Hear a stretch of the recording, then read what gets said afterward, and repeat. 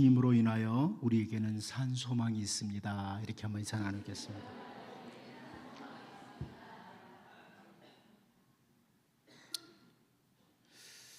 하나님께서 우리에게 주신 하나님의 말씀인 성경은 한 절 한 절 모두가 다 귀중하고 소중한 말씀, 우리들에게 꼭 필요한 말씀입니다.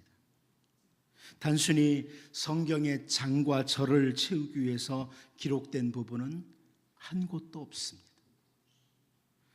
이제 오늘 우리는 수넴의 한 귀한 여인의 가정에서 일어난 일의 마지막 부분, 오늘 본문을 대하게 되는데요, 전혀 기대조차 하지 못했던 그 가정에 하나님이 아들을 주셨는데 그 아들이 갑자기 죽음을 맞이했고, 약 40km가 떨어진 갈멜산에 있던 선지자 엘리사가 다시 이 집에 와서 기도를 하면서 이 아이가 살아나는 내용입니다.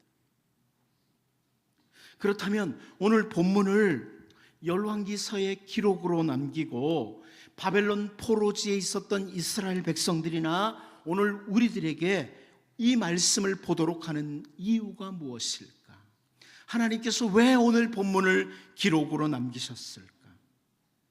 오늘 우리들에게 이와 유사한 행동을 반복하라고 이 말씀을 기록해 주신 것일까?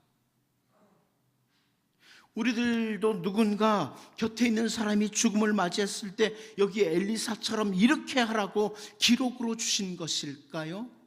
그런 말씀일까? 여러분, 바울 사도는 로마서 15장 4절을 통해서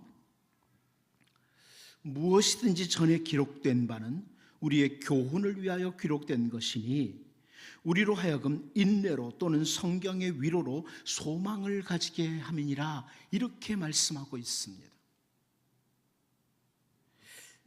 이 로마서 15장 4절을 제가 볼 때 새번역 성경이 참 번역을 잘해 줬습니다. 우리가 알기 쉽게 헬라어 원문을 잘 번역한 것으로 보이는데요, 새번역 성경을 보면 이렇게 되어 있습니다. 무엇이든지 전에 기록한 것은 우리에게 교훈을 주려고 한 것이며 성경이 주는 인내와 위로로서 우리로 하여금 소망을 가지게 하려고 한 것입니다. 성경 말씀은 우리를 올바로 가르쳐 주는데 그 성경 말씀을 통해서 성경적인 인내, 성경적인 위로를 갖게 하고 그 결과로 우리로 하여금, 하나님의 백성들로 하여금 올바른 소망, 성경적인 소망을 가지도록 한다, 이렇게 설명되고 있습니다. 오늘 본문 말씀을 저 바벨론 포로지에 끌려가 있던 이스라엘 백성들이 처음 읽으면서요, 어떤 소망을 가질 수 있을까요? 수넴의 한 귀한 여인의 가정에 허락하신 그 귀중한 아이의 죽음, 그것은 마치 이스라엘과 비슷한 모습, 바벨론 포로지에 있는 이스라엘 백성들과 비슷한 모습, 그런 모습인 거죠.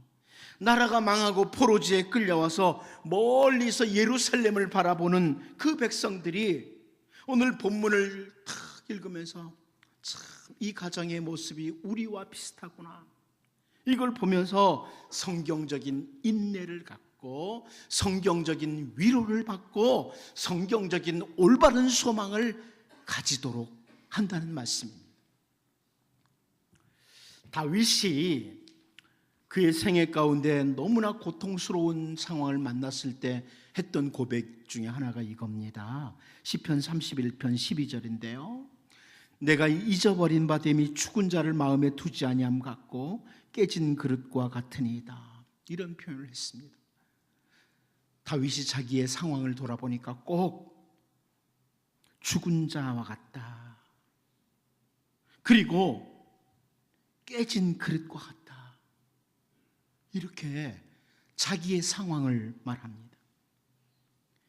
그런데 오늘 우리 가운데 이런 상태에 있다고 할지라도, 바벨론 포로지에 끌려가 있던 이스라엘 백성들, 오늘 아니면 다윗처럼 죽은 자와 같은 상태, 깨진 그릇과 같은 상태에 있다고 할지라도 오늘 본문을 통해서요, 오늘 본문 말씀을 통해서 성경 말씀을 통해 주는 성경적인 인내, 또 성경적인 위로가 우리에게 있도록 하고 우리로 하여금 올바른 소망을 가지도록 한다는 말씀입니다.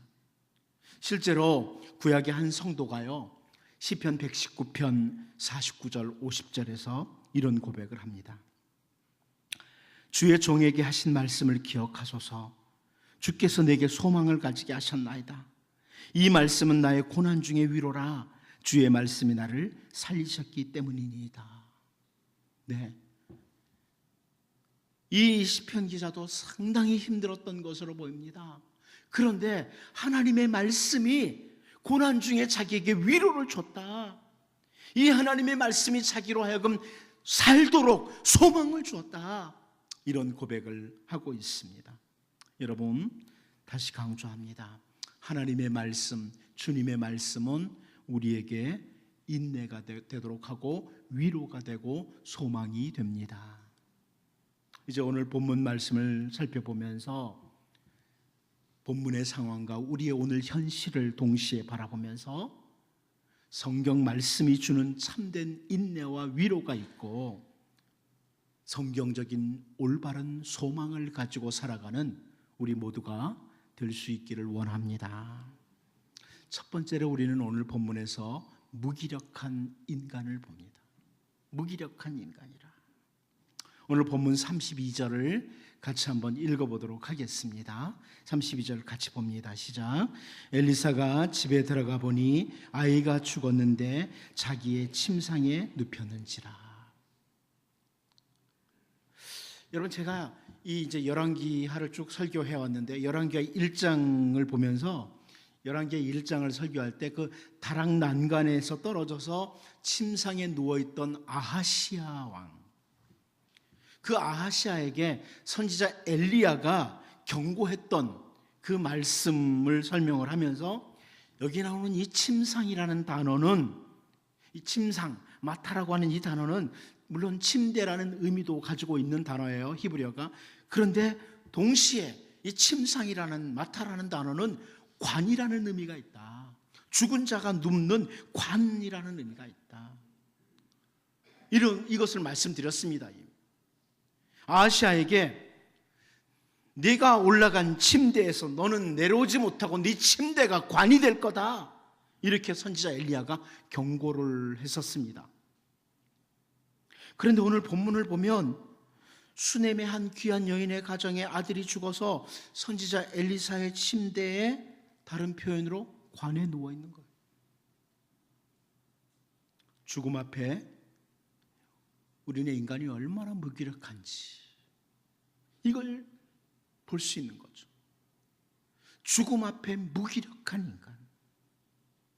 35절 앞부분을 또 보면요, 엘리사가 내려서 집안에서 한번 이리저리 다니고 그럽니다. 이 부분에 대해서 유명한 아더 핑크라고 하는 학자가 엘리사도 우리와 성정이 같은 사람이기에 이런 모습을 보일 수밖에 없다.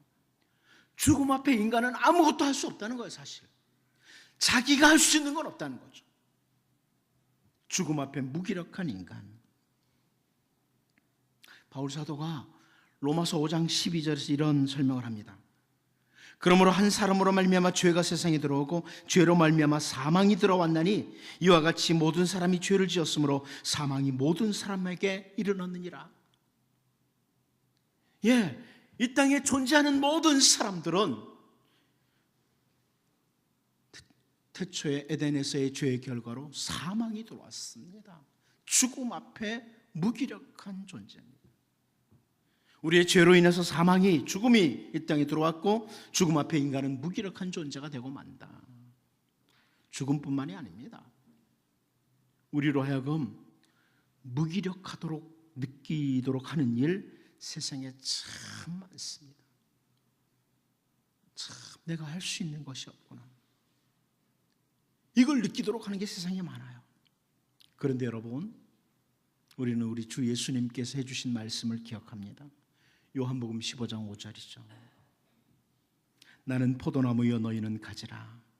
그가 내 안에 내가 그 안에 거하면 사람이 열매를 많이 맺나니 나를 떠나서는 너희가 아무것도 할 수 없습니다. 우리는 주님을 떠나서는 무기력한, 아무것도 할 수 없는 존재들이에요. 그런데 그리스도 안에 있으면, 예수 그리스도 안에 있으면 생명이 있고, 예수 그리스도 안에 있으면 열매가 맺힙니다. 바벨론 포로지에 끌려가 있던 유다 백성들은요, 정말 자신들이 얼마나 무기력한 존재인지를 깊이 인식할 수밖에 없었습니다. 아무것도 할 수 없는. 그 가운데 한 사람이 느헤미야예요. 느헤미야 1장 2절 3절 말씀을 보면, 내 형제들 가운데 하나인 하나니가 두어 사람과 함께 유다에서 내게 이르렀기로 내가 그 사로잡힘을 면하고 남아있는 유다와 예루살렘 사람들의 형편을 물은즉 그들이 내게 이르되 사로잡힘을 면하고 남아있는 자들이 그 지방 거기에서 큰 환난을 당하고 능욕을 받으며 예루살렘 성은 허물어지고 성문들은 불탔다 하는지라. 이 무슨 말씀입니까?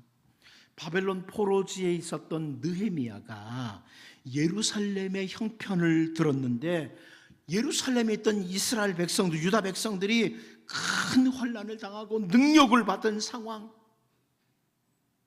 예루살렘 성은 허물어지고 성문들은 불탔다, 이 소식을 듣습니다. 그 소식을 듣고 느헤미야가요, 아무것도 할 수 없는 거예요. 그래서 뭐합니까? 울고만 있어요. 슬퍼해서 울고만 있었습니다. 여러분, 세상에 사는 동안에 우리들로 하여금 무기력함을 느끼도록 하는 것들은 어떤 것입니까? 여러분, 지나간 한 주간 동안에 혹시 정말 내가 무력하다, 이런 걸 느낀 것은 없습니까?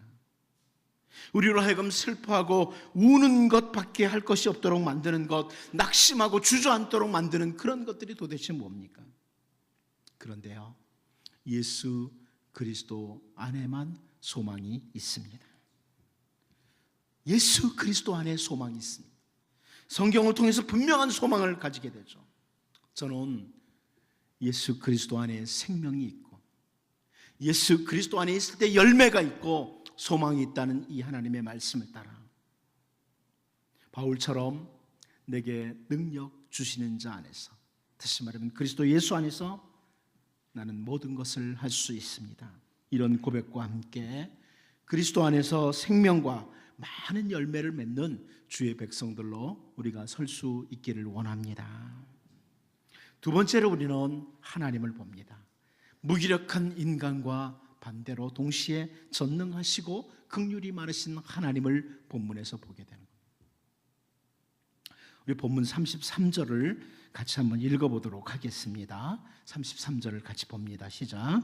들어가서는 문을 닫으니 두 사람뿐이라 엘리사가 여호와께 기도하고. 아멘. 오늘 본문을 통해서 우리의 시선을 주목하도록 하는 것은 뭐냐면, 그 무기력한 인간과 달리 전능하신 하나님, 그리고 언약 백성을 향해서 긍휼이 많으신 하나님, 이 하나님께 시선을 모으도록 하고 있어요. 엘리사가 그 방에 들어가서 문을 닫았는데 그 방에는 두 사람뿐이었다, 이렇게 표현을 합니다. 이 두 사람이 누구냐? 이것에 대해서 학자들 중에 어떤 사람은 엘리사와 게하시가 아니냐, 혹은 엘리사와 수넴 여인이 아닐까, 이렇게 말하기도 합니다. 그런데요, 36절 말씀을 보면 이렇게 말씀하거든요. 엘리사가 게하시를 불러 저 수넴 여인을 불러오라 하니 곧 부름에 여인이 들어가니 엘리사가 이르되 네 아들을 데리고 가라 하니라, 이렇게 말씀을 하고 있거든요. 이걸 통해서 확인됐죠. 히브리어 성경도 보면 부르다는 단어가 두 번 나와요. 여기에 게하시를 부르고 게하시로 하여금 수넴 여인을 부르도록 합니다. 그러니까 게하시가 같은 방에 있었는데 부를 리도 없고, 수넴 여인이 같이 있었는데 부르도록 할 일도 없는 거죠. 누굽니까? 이 두 사람은? 이 두 사람은 수넴 여인의 아들 죽은 아이와 엘리사 두 사람이에요. 산자와 죽은 자. 지금 산자와 죽은 자가 하나님 앞에 서 있습니다. 여러분, 마찬가지입니다. 오늘 우리는 전능하신 하나님, 긍휼이 풍성하신 하나님 앞에 서야만 합니다. 살아있는 자 혹은 인생을 사는 동안에 마치 죽은 자와 방불한 자, 그 모두가 다 하나님 앞에 서야 합니다. 전능하신 하나님, 긍휼이 풍성하신 하나님 앞에 서야 됩니다. 예루살렘 성의 무너짐과 성문의 불탄 소식을 들었던 느헤미야가 수일 동안 울고 슬퍼하다가 하나님 앞에 서요. 느헤미야 1장 5절을 보면 이르되 하늘의 하나님 여호와 크고 두려우신 하나님이여 주를 사랑하고 주의 계명을 지키는 자에게 언약을 지키시며 긍휼을 베푸시는 주여 간구하나이다. 이렇게 기도합니다. 느헤미야가 무기력한 존재이지만 하나님 앞에 섭니다. 하늘의 하나님 여호와 크고 두려우신 하나님. 여러분, 여기 하늘의 하나님이라는 것은 위치적으로 하늘 저 어디 계신다 이런 의미가 아니고요, 지존하신 하나님, 전능하신 하나님을 가리키는 표현이에요. 히브리 사람들의 표현이에요. 하늘에 계신다는 것은 지존하신 하나님, 전능하신 하나님, 이것을 가리키는 히브리 사람들의 표현이에요. 땅의 한 작은 보좌가 아니라 하늘 보좌에 앉으셔서 온 세상을 다스리시는 하나님을 인정하는 표현. 그리고 느헤미야는 다시 언약을 지키시며 긍휼을 베푸시는 주여. 그러죠. 하나님은 언약의 하나님, 그리고 그 언약 백성들을 향해서 긍휼이 풍성하신 하나님이심을 알기에 이렇게 기도하는 거예요. 여러분, 우리는 예수님의 십자가로 말미암아 하나님과 언약 백성이 되었습니다. 그 하나님은 언약 백성을 향해서 긍휼이 풍성하신 분이십니다. 우리가 잘 아는 다니엘도 마찬가지예요. 다니엘서 9장 4절을 보면 내 하나님 여호와께 기도하며 자복하여 이르기를 크시고 두려워할 주 하나님, 주를 사랑하고 주의 계명을 지키는 자를 위하여 언약을 지키시고 그에게 인자를 베푸시는 이시여. 다니엘도 이렇게 기도를 해요. 크고 두려워할 하나님, 하늘 보좌에 앉으셔서 세상을 다스리시는 전능하신 하나님을 가리키는 거죠. 동시에 언제나 그 언약 백성을 향해서 언약을 지키시고 인자, 헷세드를 베푸시는 하나님, 긍휼을 베푸시는 하나님. 다니엘도 그 하나님 바라보고 있는 겁니다.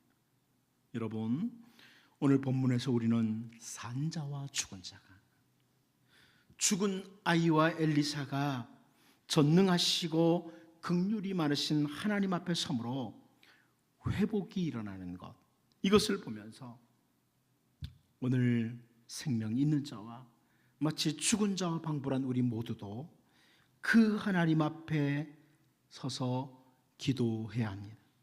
전능하신 하나님, 그 언약 백성을 향해서 긍휼이 풍성하신 하나님, 그분으로 인해서 우리는 소망이 있습니다. 하나님으로 인해서 소망이 있습니다.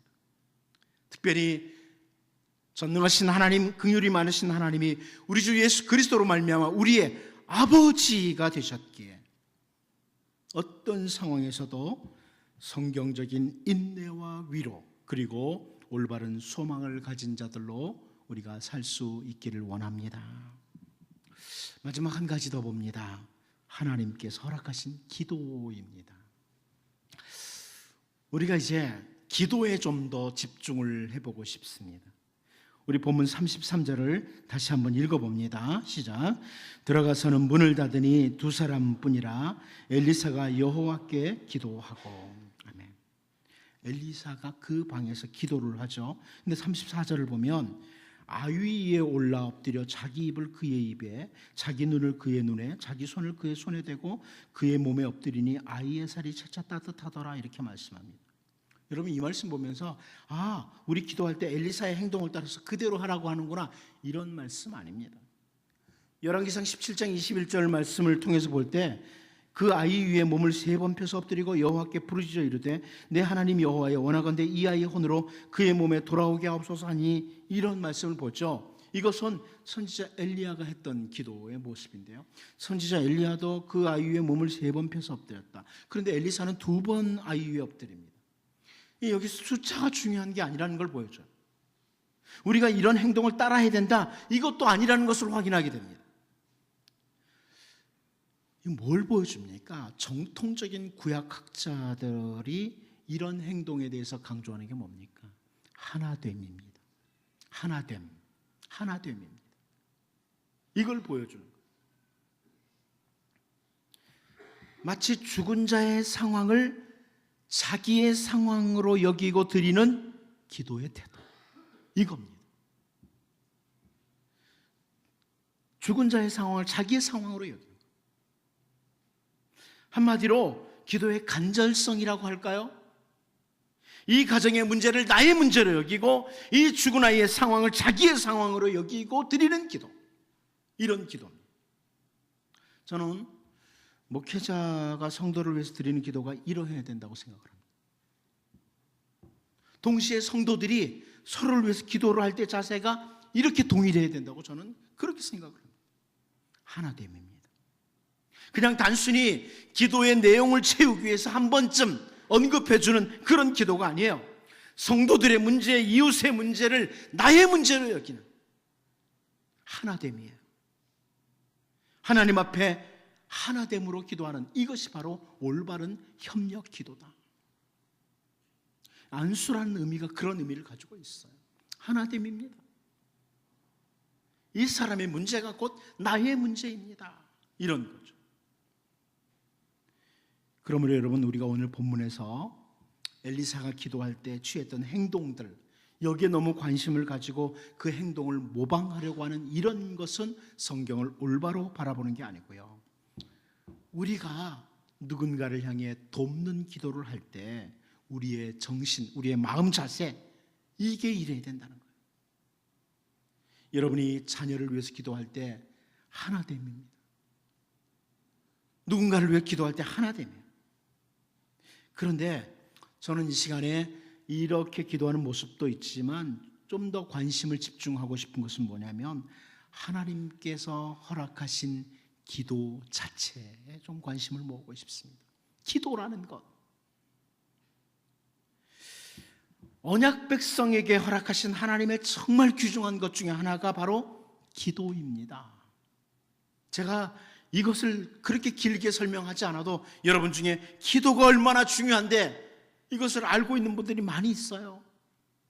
하나님께서 하나님의 백성들에게 허락하신 정말 귀중한 것 중에 하나가 바로 기도라는 겁니다. 기도할 수 있도록 하신 것, 기도할 수 있도록 하신 것, 이것은 너무나 귀중한 거예요. 신명기 4장 29절 말씀을 통해서 모세가 이렇게 표현합니다. 그러나 내가 거기서 내 하나님 여호와를 찾게 되리니 만일 마음을 다하고 뜻을 다하여 그를 찾으면 만나리라. 기도는 전능하신 하나님, 긍휼이 풍성하신 하나님을 찾는 길이고 그 하나님을 만나는 길입니다. 기도, 특별히 우리 주 예수님께서 십자가에서 우리의 모든 죄를 대신 지시고 죽으시고 부활하심으로 우리에게 길이 열렸습니다. 기도할 수 있는 길이 활짝 열렸습니다. 히브리서 10장 19절 20절을 보면, 그러므로 형제들아, 우리가 예수의 피를 힘입어 성소에 들어갈 담력을 얻었나니 그 길은 우리를 위하여 휘장 가운데로 열어놓으신 새로운 살 길이요 휘장은 곧 그의 육체니라. 이렇게 선포합니다. 주님이 길을 열어주신 거예요. 그래서 우리는 기도할 수 있습니다. 아버지께 나아가는 길이 열린 겁니다. 어떤 상황에서도 기도할 수 있습니다. 기도는 우리로 하여금 성경적인 인내와 위로, 그리고 올바른 소망을 갖도록 합니다. 여러분, 우리에게 주어진 모든 상황 속에서 전능하신 하나님, 긍휼이 많으신 하나님 앞에 우리 주 예수 그리스도로 말미암아 열린 길을 따라 정말 기도하는 자들로, 이제 기도하는 자들로 하나님 앞에 나아가는, 그래서 진정한 소망을 가지고 살아가는 주의 백성들이 될 수 있기를 바랍니다. 기도하겠습니다. 하나님 아버지, 이 땅에 우리로 하여금 무기력함을 느끼도록 하는 것들이 너무나 많습니다. 우리로 하여금 낙심하고 주저앉도록 하는 것 많습니다. 하지만 하나님, 그리스도 예수 안에 있을 때 우리에게 생명이 있고 많은 열매 맺는다고 말씀하셨사오니 언제나 그리스도 예수 안에서 발견되는 우리에게 될 수 있도록 도와주시고, 전능하신 하나님, 긍휼이 많으신 하나님이 우리의 아버지시기에 어떤 상황에서도 인내와 위로, 소망 가진 자들 되게 하여 주시고, 우리에게 기도할 수 있는 길을 열어주셨사오니 전능하신 하나님, 긍휼이 풍성하신 하나님 앞에 깨어 기도하며 나아가고 참된 소망을 가진 자들로 살게 하여 주옵소서. 예수님의 이름으로 기도하옵나이다. 아멘. 우리 찬송가 442장으로 찬양하겠습니다.